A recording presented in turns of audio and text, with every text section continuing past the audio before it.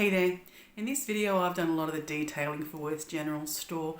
I put some more steps in and I've just, put all the little crates on that I did in my last video and all manner of things that have just given it some really lovely detail. There's quite a bit in this video, so I sort of, squeezed it in there as much as I could so it wouldn't be too long, but there will be more videos to come on this one, so I hope you get something out of this one and I hope you enjoy the video. I'm just picking up where I left off in the last video where I'd made some stairs for this diorama. I'll leave a link for all the things that I've previously done so you can catch up with them if you haven't seen them. But I've put these stairs down and some more of these planks just so I can fill this vacant area of the diorama, which I will be adding a lot to in up and coming videos. I'm going to put some signs on the front now. I printed these out as close to the size that I could guess from a computer, and I've matched it up with a bit of a popsicle stick that I've cut to the right length, and this is how I measured out. I just lay it against the printout, make it slightly bigger than the printout, give it a sand just to tidy it a little bit, and very slightly round the corners on it. And that's close enough. That'll be a good board for my sign. And I'll cut it out after I give it a stain, just so I can, I want it to look like wood. I want everything to look like wood on this, so I just give it a stain with the same coloured stuff. And you can see that beautiful grain coming through. Cut this out as neatly as possible.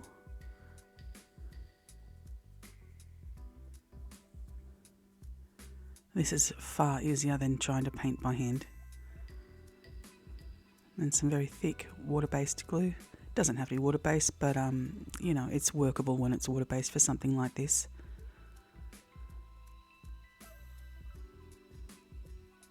And then just iron it down with your fingers and you've got yourself a very easy, very neat and realistic sign, which is accurate to the actual build that I'm making. That looks really good, and geez, it's easy doing it that way. I could never have painted it so good by hand. These other ones that I've put on, you can see that the text is really quite, it's been pixelated by the printout and taking it from an image online, so you can make out what it is, but that little lantern, if you want to know how I made it, I could do a video, but it was a funny fiddly little thing. Another sign, and you can barely read what it says, but it looks good. It's the impression of a sign, and the Worths General Store in the centre was the one that I was really after anyway. I think they look great. They add a bit of colour as well, which is nice. Now I'm going to put this little light on the power pole that I made in the last video. I'm just using some polymer clay that I worked out into a flat circle or flat round, and I'm just going to use the end of a screwdriver because it was a shape that was suitable. You could use just about anything that's rounded, and then just work it down. This isn't foolproof, but I only needed to make one. It did the job. You might have to do this a few times. I did. It didn't come out perfect. And the one I'm cutting now is not the one I used because it was just a little bit too round. I think I cut it too far down. So, have a play around with it. You'll come up with the shape that you need eventually. And after you bake it, you can sand it as well and, fix it up. Little fittings that go on the top. Just some little balls of clay pressed down. Again, I'm making the impression of something. It's not exactly accurate, but you can very much see what it's meant to be. It's close enough. And then I just glued them on top, as central as I could get them. I used super glue. I didn't have much working time, so maybe something that's not quite as quick drying would be good if you want to get them really nice and central. You can see it's not perfect, but it's good enough. And then just a really flat white. Well, it's not really white, it's a, a greyish kind of off-white I don't want it to be too stark. Just sort of putting a base down, and then just some green that was suitable. It's that kind of, I don't know, like a 1950s green, I'll call it that. And just some silver to put around the little fitting at the top of it. And that's it. A little bit of black on the underside in case anyone managed to crane their neck and have a look under there. A little bit of a skewer, stained and cut and glued on. And I just drilled a little hole in this to make sure that when I glue it down, that it's not going to move around. I want it to sit in really firmly too, in case it ever was bumped or something like that, so it's not going to fall off. Though this is very strong, but I just wanted to really make sure it was going to be strong because it is jutting out of the diorama. I'm going to use another piece of the skewer, and I just angled the top and the bottom of it so I can make the arm that will sit under there. I don't know if it's much of a support, but it looks like one, and I imagine it would add some sort of support anyway and strengthen it as an overall part of the light. It's quite strong. It's very good. It looks a little bit wonky, but I don't mind. It's pretty good for a quick knock-up kind of light post. I'm going to make sure I don't glue it down, and I'll keep it turned away until I don't need to work in this area anymore, in case I actually accidentally go and knock it off myself, which would be pretty tragic. I've got this little bench seat that I made from matchsticks and slivered up coffee stirrers. I just found some of the leftover railings I made on my abandoned manor, and I thought it'd be brilliant to use as the back of this. So I cut it up a little bit, made it a little bit shorter, and then just glued some pieces around it. Sorry for being so non-specific, but I just made it up as I went, but it came out pretty good. And then I stained it to cover up that white that was already on it, and I'll leave the railings video in there as well for you. Some more polymer clay to make some little pumpkins. I just marked a center and then I just worked around it. This is not clever. I'm not trying to be clever by doing these. A lot of the stuff I'm doing is I'm just making the impression of something so the viewer's imagination can make up the rest of the detail and what's going on. Being overly clever, sometimes you can make things look overly detailed and then they look incorrect. I'm also making some itty bitty parsnips. They're so tiny. I just made a speck of polymer clay into a little ball and then just pinched it between my fingers, and then hey presto, you got yourself a parsnip the size of a grain of rice. If you want to be super lazy, you could probably use some grains of rice in this. Why not? And then I'm going to bake them and then give them a little bit of paint. Nothing special, just the impression. And then glue them into this tiny little crate. This crate is smaller than the ones I had made. I used them at the width of a coffee stirrer, not a popsicle stick. So yeah, even smaller again, because the little ones I made in the last video, they actually looked really big on the diorama for the front veranda. So yeah, this is some of the smallest stuff I think I've ever made. It was fun though. It's a little bit challenging. They look good. Some wanted posters, some more printouts. As you can see, I do multiples of the exact same thing in different sizes just to make sure they're not too big or too small. And then some very thick glue, and then just brush it down nice and cleanly, and there you go.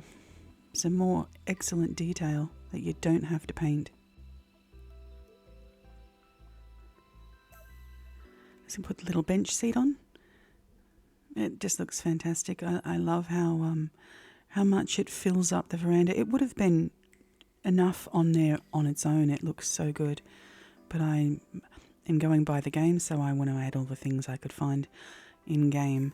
This little bench table, I don't know what you'd call it, little short-legged thing that the crates will be sitting on.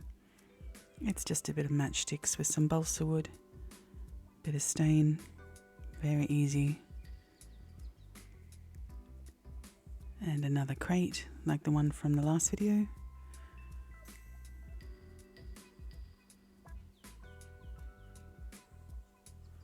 And the tiny crate of pumpkins.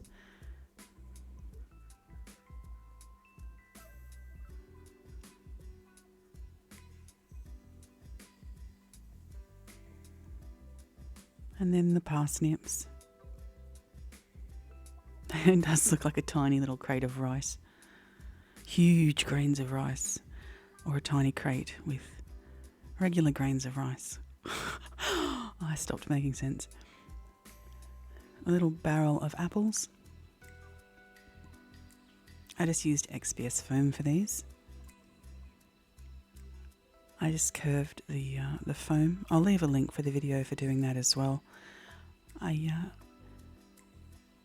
gave it a stain after I drew it up and curved it. And then just a bit of a thick water-based glue to get it to stick together, which takes a while, so I used a ring to hold it together, and that worked quite well.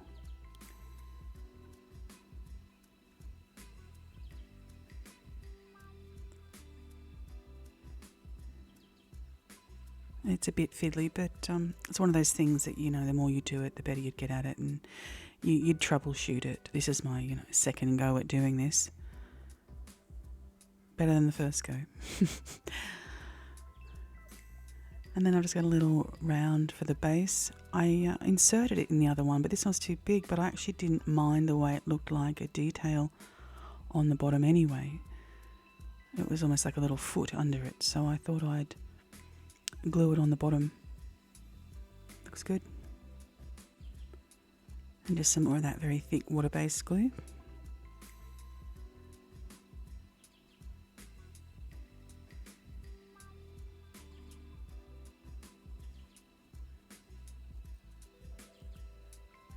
And tidy it up as always.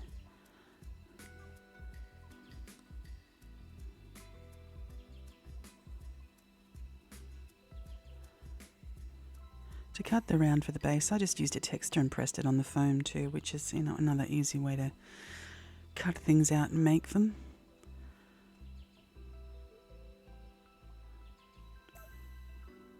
It doesn't come out too bad. It's a little rough, but it's close enough to what I wanted for as easy as it was to make. I had too much in the brush.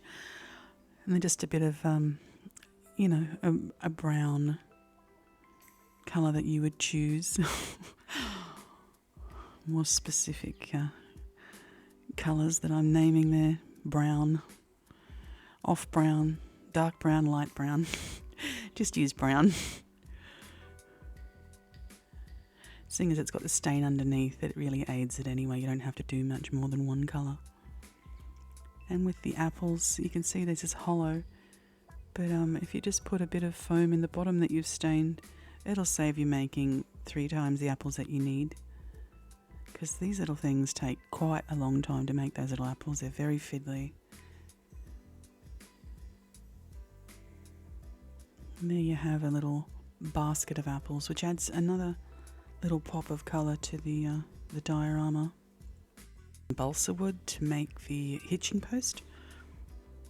Just, whittling it. Very easy, lovely soft wood, got the grain in it, so, it looks like wood, which is the main thing. It's minimal mucking around.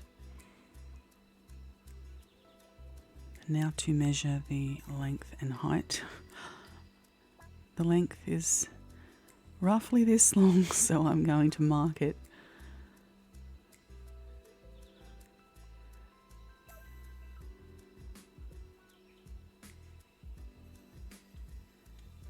And I'm also going to mark the height.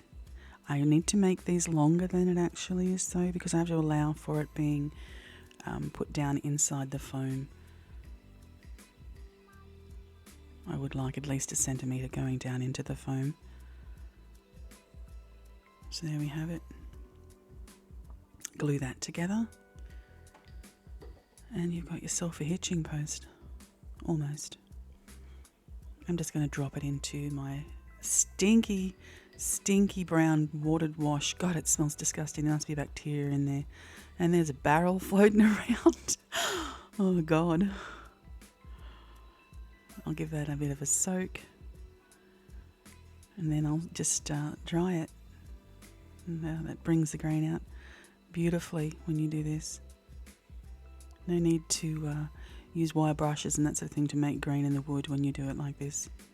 Anyone wants to know how to make a little barrel like this, just leave a comment and I'll get to making a video on it.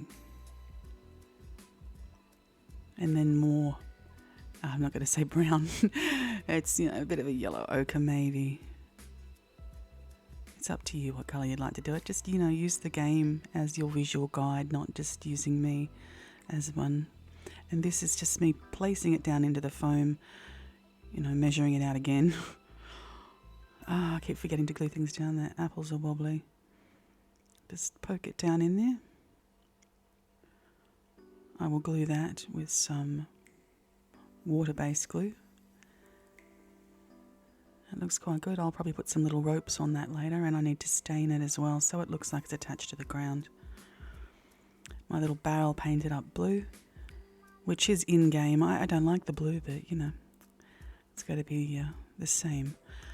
I made a little broomstick and some handles of shovel and that sort of thing. I just used toothpicks, and I used the pointy end so I could insert them easier into the foam with some, again, water-based glue. These are so rudimentary, but they look quite good. I stained them after I made them. I'll add them into a video if anyone would like to know how I made those as well. They're just a really nice tiny detail, which I like, especially when it's so easy to make. Adorable. It does look cute though, I like it.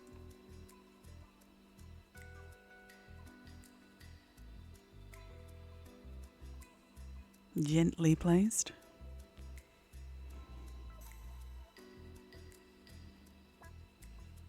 It's really starting to come together now. The crates. They're fantastic for a filler as well, like things like tufts of grass. This is another thing for filling vacant areas.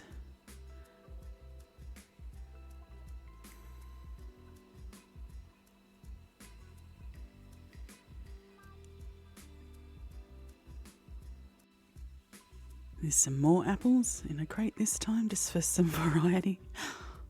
They like apples a lot in Red Dead Redemption. And there's a little lid for the crate just to kind of, just add more detail. And also another barrel. I've gotten better at making barrels over time. My original ones were pretty bad compared to these. And now another crate with a little decal on it.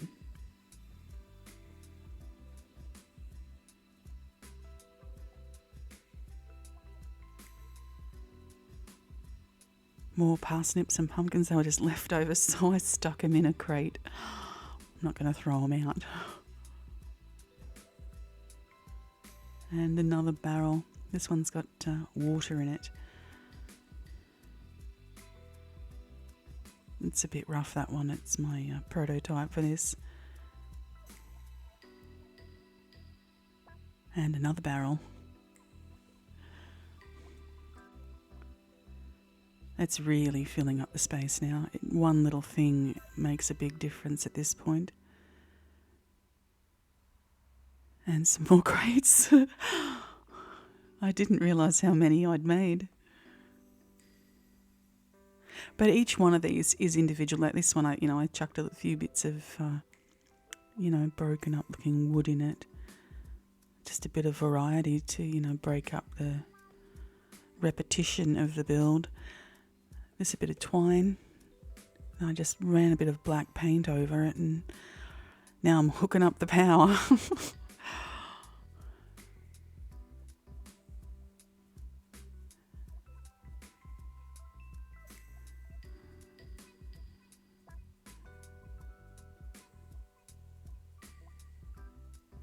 Such an easy thing to do this. Just a nice little detail though.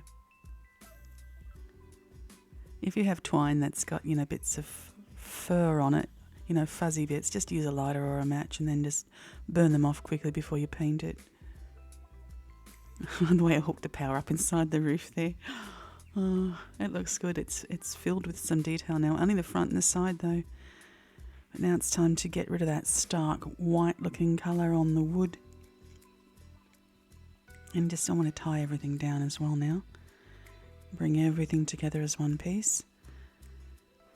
And I'm going to use some stain to do that, because you can see how white that looks. I mean, it's obviously not white, but it is very standout and looking white in comparison to the ground and the objects on the build. So I'm back to the stinky brown wash.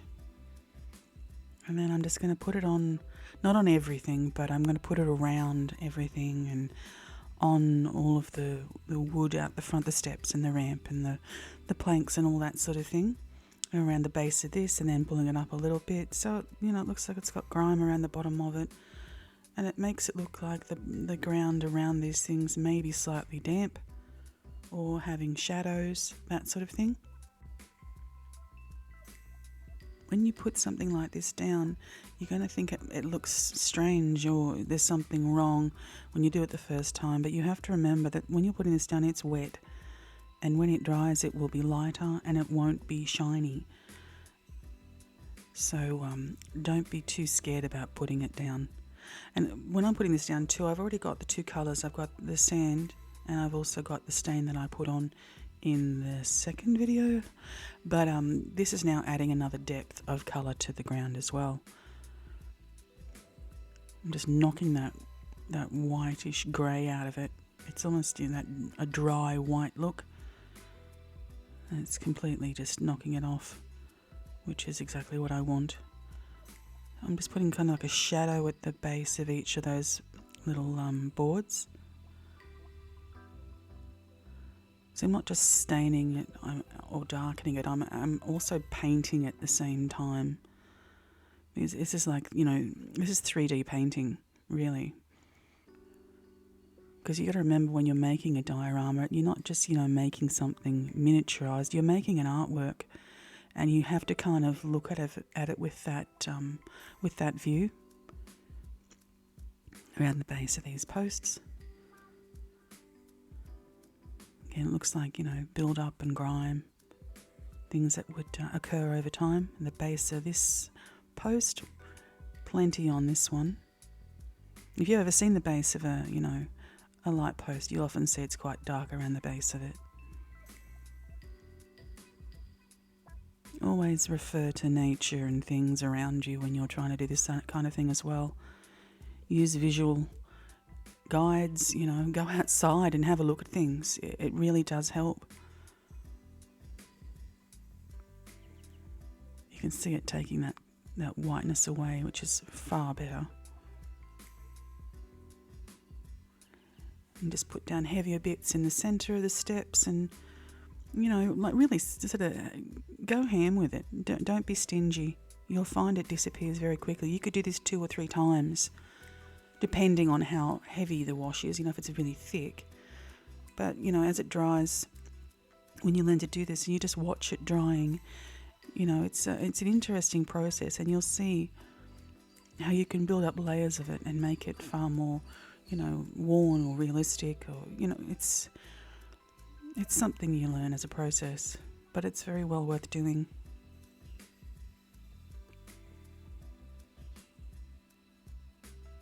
All over the ground, kind of make it look like, damp patches. It's just contrast. It looks great. When it's dry, you'll see the difference.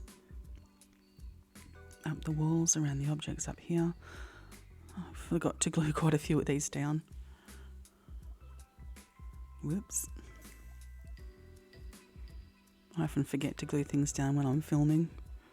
I just place them down and then leave them there and pick it up and everything falls off. Well, that's it for this video, I'm just going to sort of wrap it up here while I'm still,